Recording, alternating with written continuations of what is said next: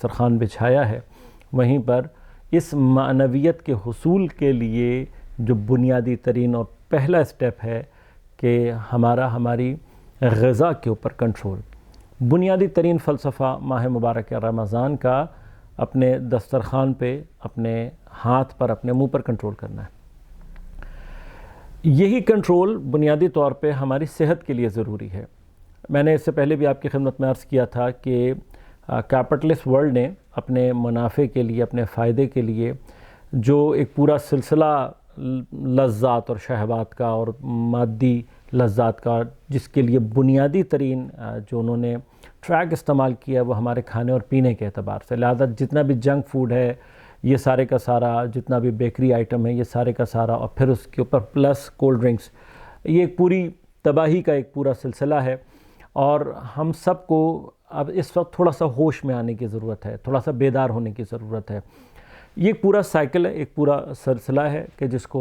بعض اکانومسٹ نے بھی بیان کیا ہے. اور چونکہ میری اسپیسیفک فیلڈ اکنامکس ہے، اس لیے میں آپ کو بتا رہا ہوں کہ دنیا میں ملٹی نیشنل کمپنیز جو ایک پورا زائنسٹ کا ایک پورا سلسلہ بنا ہوا ہے، کیپٹلسٹ ایک پوری مارکیٹ بنی ہوئی ہے،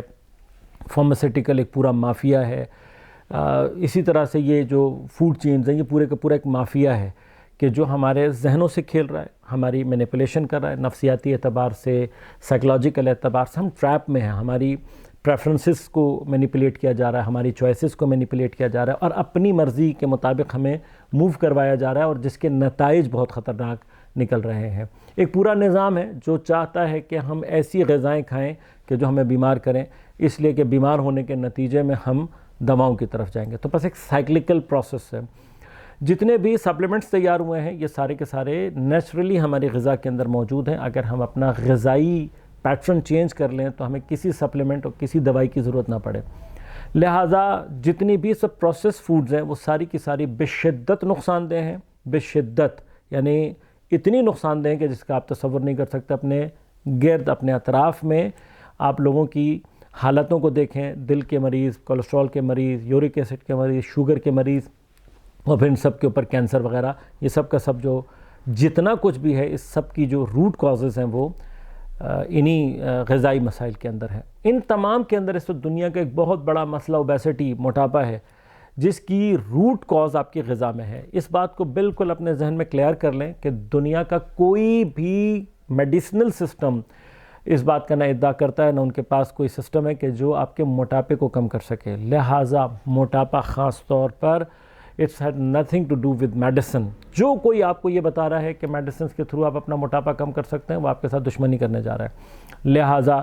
جو واحد راستہ ہے وہ ڈائٹ کنٹرول کے ذریعے سے ہے. اور ڈائٹ کنٹرول کے اندر بھی میں آپ کی خدمت میں عرض کر دوں کہ اس وقت جو آپ آن اسکرین دیکھیں گے وہ بہت سارے ایسے افراد ہیں کہ جن کو نیوٹریشن کا کچھ نہیں پتہ، جن کو اس سبجیکٹ کا کچھ نہیں پتہ، اور جنہوں نے مسلسل لوگوں کو ایک چیز سننے کے بعد یہ سمجھتے ہیں کہ اس کو لوگوں تک پہنچا دیں گے بغیر خود سمجھے. لوگ اس کو غلط استعمال کر پاتے ہیں، یا چونکہ ہدایت صحیح نہیں ہوتی، بتایا نہیں صحیح گیا ہوتا، تو وہ لوگ جس کو جب فالو کر رہے ہوتے ہیں تو اس کے نقصانات سامنے آتے ہیں. اس وقت دنیا میں ایک بہت بڑا پرابلم اس اعتبار سے بھی سامنے آ رہا ہے کہ لوگوں کو لوگوں نے غلط ڈائٹیشن بن کے اور ان کو ایک غلط ڈائٹنگ پروگرامز بتا کر ویٹ لاس کی طرف متوجہ کیا، لیکن اس کے جو نقصانات ہیں، ڈیفیشنسیز ہوئی ہیں، حتیٰ بعض صورتوں میں اموات بھی پیش آئی ہیں. یہ ساری کی ساری چیزیں باعث بنی. باہر البتہ میں نے جب اس سارے سلسلے کو شروع کیا، ابتداءً ہی کچھ چیزیں جو میرے سامنے آئیں وہ یہ کہ بہت سارے لوگ ایسے تھے کہ جن کو سننے کے بعد فوری طور پر یہ اندازہ ہوا کہ ان کی اس بارے میں کوئی ایکسپرٹیز نہیں ہے. لہٰذا میں نے جن ڈاکٹرز کو اس میں فالو کیا، ڈاکٹر ایرک برک ہے، ڈاکٹر ایکبرگ ہے، ڈاکٹر مینڈل ہے، اور ان تینوں بڑے ڈاکٹرز اور نیوٹریشنسٹ کا جو ایک اچھا اردو میں اور مناسب خلاصہ ہے وہ ڈاکٹر خالد جمیل صاحب نے کیا ہے. واقعاً ایک بڑی خدمت ہے جو ڈاکٹر خالد جمیل صاحب پاکستان میں خاص طور پہ اپنے اردو اسپیکنگز ہمارے اردو سمجھنے والے ناظرین کے لیے کر رہے ہیں. خود بھی ڈاکٹر ہیں اور آپ ان کی ویڈیوز کو فالو کر سکتے ہیں، لیکن وہ ایک بہت تفصیلی مرحلہ ہے. ہمارا جو اس تمام ویڈیوز میں ہدف ہے وہ پھر سے میں عرض کر دوں کہ میں نیوٹریشنسٹ نہیں ہوں. میں آپ کو جو نیوٹریشنسٹ نے باتیں بتائی ہیں وہ میں آپ تک پہنچانے کی کوشش کروں گا اور یہ بتاؤں گا کہ میں نے کیا سیکھا، کس پر عمل کیا اور نتیجہ کیا نکلا۔ لہذا یاد رکھیے گا، کوئی بھی ڈائٹ پلان لینے سے پہلے یہ بہتر ہے کہ آپ کسی نیوٹریشنسٹ سے رابطہ کریں، اچھے پروفیشنل سے، اور پھر چیزوں کو آگے بڑھائیں۔ لیکن کچھ چیزیں ایسی ہیں کہ جن کے لیے شاید ہمیں نیوٹریشنسٹ کی اتنی ضرورت نہیں ہے، ہمارا صرف پیٹرن آف ایٹنگ چینج ہو جائے تو اس کے بہت اچھے ایفیکٹس ہمارے اوپر مرتب ہوتے ہیں۔ ان میں سے جو کچھ چیزیں میں آپ کی خدمت میں عرض کروں گا، جو میں نے جہاں سے شروع کیا آپ کو بھی میں وہیں سے شروع کراؤں گا، اور جو باتیں آپ کو بتانے جا رہا ہوں ان میں سے کوئی بھی چیز ایسی نہیں ہے کہ جو آپ کو نقصان پہنچائے گی۔ ابتداً پہلے کے 2 مہینے ہمیں جو فوکس کرنا ہے وہ اپنے ڈائٹس ہیبٹ کے اوپر تبدیلی لے کر آنی ہے، اور ان میں سے کچھ چیزوں کو ہم نے اپنی زندگی سے نکالنا ہے۔ البتہ یہ جب میں کہہ رہا ہوں زندگی سے نکالنا ہے تو اس سے مراد یہ ہے کہ پہلا سٹیپ یہ ہوگا کہ ہم صحت کے ایک خاص مقام تک اپنے آپ کو پہنچائیں گے، اور پھر اس کے بعد جو مینٹیننس پرابلم ہے اس کے اندر ہم ان چیزوں سے ریلیٹڈ صرف احتیاط اور اعتدال کو بیلنس طریقے سے آگے بڑھیں گے۔ لیکن اس وقت جو امبیلنس کنڈیشن ہے ہمارے اندر، سب سے پہلے آپ کو اپنے آپ کو اوبیسٹی کو کنٹرول کرنے کے لیے، موٹاپے کو کنٹرول کرنے کے لیے، شوگر کولیسٹرول کو، یورک ایسڈ کو کنٹرول کرنے کے لیے 4 چیزیں ہماری اس وقت غذائیت میں ایسی ہیں کہ جن کو ہمیں حتماً چھوڑنا ہے۔ ان میں سے ایک اور سب سے جو بنیادی ترین چیز ہے وہ گندم ہے۔ ایکچولی گندم کے ساتھ جو مسئلہ ہے وہ یہ ہے کہ گندم میں نیوٹریشن یقیناً اس کی اپنی ویلیو موجود ہے، نیوٹرینٹس موجود ہیں، اور لیکن جو سب سے زیادہ گندم کے اندر چیز ہے وہ ذائقہ ہے۔ جو گندم کا آٹا میں اور آپ اس وقت کھا رہے ہیں اتفاقاً وہ پروسیسڈ ہوا ہوتا ہے، اور اس کے اندر سے سارے کے سارے نیوٹرینٹس نکال دیے جاتے ہیں، اور نکالنے کے بعد وہ دوبارہ سپلیمنٹس کی شکل میں ہمیں اور آپ کو کھلائے جا رہے ہوتے ہیں۔ لہذا چکی کا آٹا بہترین ہے، مگر وہ بھی بہت سارے ایلیمنٹس کو نکالنے کے بعد آپ کو دیا جاتا ہے۔ اوورآل گندم اور گندم کی بنی ہوئی چیزوں کو چھوڑنا، گندم کو چھوڑنے سے اگر کسی بھی قسم کا کوئی طبی نقصان ہوتا، بدن کو نقصان ہوتا، تو حضرت امیر علیہ السلام گندم کو بالکل بھی قطع نہیں کرتے اپنی زندگی میں۔ لہذا حضرت امیر علیہ السلام کی سیرت پہ کام کرنے والے تمام جو تاریخ دان ہیں وہ بتاتے ہیں کہ حضرت امیر علیہ السلام نے گندم اپنی پوری زندگی میں استعمال نہیں کی۔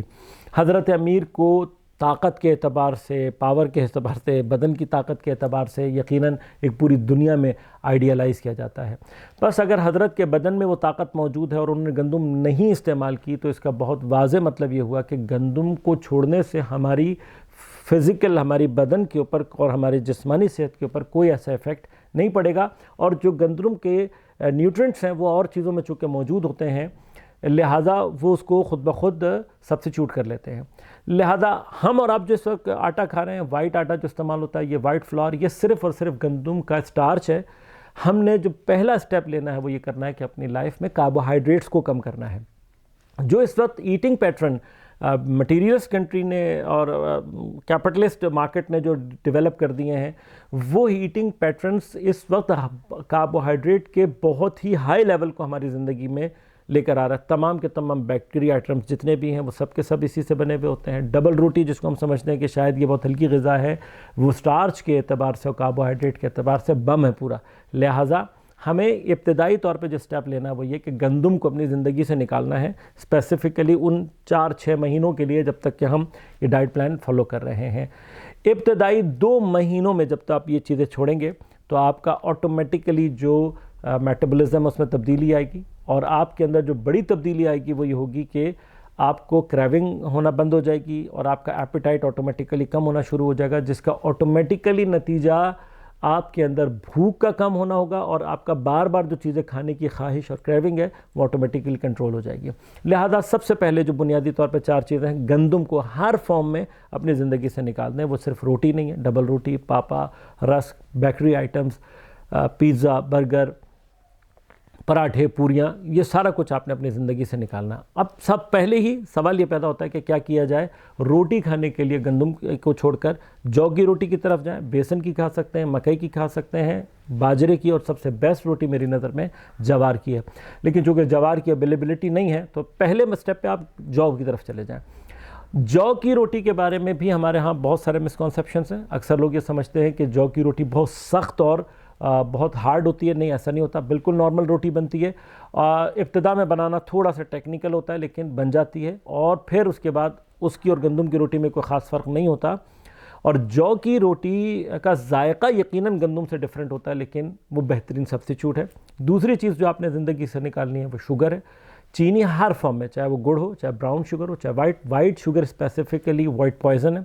بالکل اپنی زندگی سے اس کو نکال دیں۔ میں میٹھے کا بہت شوقین تھا، لیکن الحمدللہ جب ایک مرتبہ ارادہ کیا تو اللہ تعالیٰ نے یہ توفیق بھی عنایت کی، اور یہی چیز ہے جو ہم ڈیولپ کرنا چاہتے ہیں۔ روحانی ترقی میں بھی جو سیلف کنٹرول ہے وہ بہت بنیادی ترین چیز ہے۔ تو چینی کے مقابلے پر آپ کا جو سیلف کنٹرول ہے کہ آپ اپنے آپ کو چھوڑیں گے چینی کو، یقیناً سب سے زیادہ جو پرابلم آتی ہے وہ جو چائے پینے والے ہیں ان کو پرابلم آتی ہے چائے میں چھوڑنے کے لیے۔ آپ صرف 2 ہفتے امتحانی طور پر، اور اس کو ایک اپنے لیے جسے کہنا چاہیے کہ مشقت سمجھ لیں، اپنے اوپر ظلم سمجھ لیں، جو مرضی کہہ لیں، آپ اس کو دوا سمجھ لیں، لیکن 2 ہفتے میں آپ کا ٹیسٹ تبدیل ہو جائے گا، پھر آپ کو انشاءاللہ پھیکی چائے پینے میں بھی کوئی پرابلم نہیں ہوگی۔ تیسری چیز جو نکالنی ہے کچھ عرصے کے لیے وہ آلو ہے، اور چوتھی چیز جو آپ نے استعمال نہیں کرنی وہ چاول جس کی پیچ نہ نکلی، یعنی سٹارچ نہ نکلا ہوا ہو۔ یعنی چاول آپ نے استعمال کرنا ہے صرف وہ کہ جس کا سٹارچ نکلا ہوا، اور سٹارچ نکالنے کا بہت آسان طریقہ ہے، چاول جو بھی آپ بنانا چاہتے ہیں اس کو ابالنے کے بعد پہلے ابال کا جو پانی ہے وہ نکالیں، اور اس کے بعد اس کو آپ استعمال کریں، پھر بریانی بناتے ہیں، پلاؤ بناتے ہیں، یا کوئی اور چیز بناتے ہیں، استعمال کریں۔ یہ 4 چیزیں آپ نے بنیادی طور پہ چھوڑنی ہے سختی کے ساتھ 2 مہینے، اور اس میں جو چیز آپ نے ایڈ کرنی ہے وہ ایک سیب کا سرکہ ہے جس کی ترکیب میں انشاءاللہ آپ کو بتاؤں گا۔ گھر کا بنا ہوا یوز کیجئے گا، بہت آسان ہے بنانا، وہ انشاءاللہ میں آپ کو بتاؤں گا نیکسٹ ویڈیو میں کہ کیسے بنتا ہے۔ گھر کا بہت تاکید کے ساتھ کہوں گا گھر کا بنا ہوا استعمال کریں۔ بعض ڈاکٹرز کہتے ہیں، بعض کمپنیوں کو بھی ریکمینڈ کرتے ہیں، لیکن میرا تجربہ اس میں بالکل بھی اچھا نہیں رہا ہے، اور گھر کا بنانا چونکہ بہت آسان اور فائدہ مند ہے، لہٰذا اسٹرانگ ریکمنڈیشن یہ، اور میں آپ کی خدمت میں عرض کروں گا انشاءاللہ کہ کیسے بنتا ہے۔ اس کے علاوہ جو چیز آپ نے استعمال کرنی ہے، اسپیشلی یہ ویٹ لاس کے لیے جو لوگ ہیں اور کولیسٹرول کنٹرول کرنے والے، ان کے لیے کہ آپ نے سینمن، دار چینی، بہترین جو طریقہ ہے وہ یہ ہے کہ آپ دار چینی کا پاؤڈر ½ ٹی اسپون صبح سویرے گرم پانی میں ڈال کے رکھیں، اور اس کے بعد اس کو آپ پی لیں 10-15 منٹ کے بعد، اور رات کو سوتے وقت بھی۔ اب ماہ مبارک میں آپ کا پیٹرن یہ ہوگا کہ آپ نے افطار کے کچھ دیر کے بعد جب سونے کا وقت آئے تو پھر آپ نے لینا ہے، اور سحر میں اٹھنے کے بعد پہلا کام یہ کرنا ہے۔ تو آپ رات کو 2 کپ تیار کر لیں، آدھا چمچہ ایک میں ڈال دیں، آدھا چمچہ ایک میں ڈال دیں، ڈھک کر رکھ دیں گرم پانی میں، اور ایک سوتے وقت پی لیں، اور جب اٹھیں گے سحر کے لیے تو اسی وقت پی لیں، اور جتنی دیر میں آپ سحر کے لیے آمادہ ہوں گے انشاءاللہ وہ اپنا کام کر چکا ہوگا۔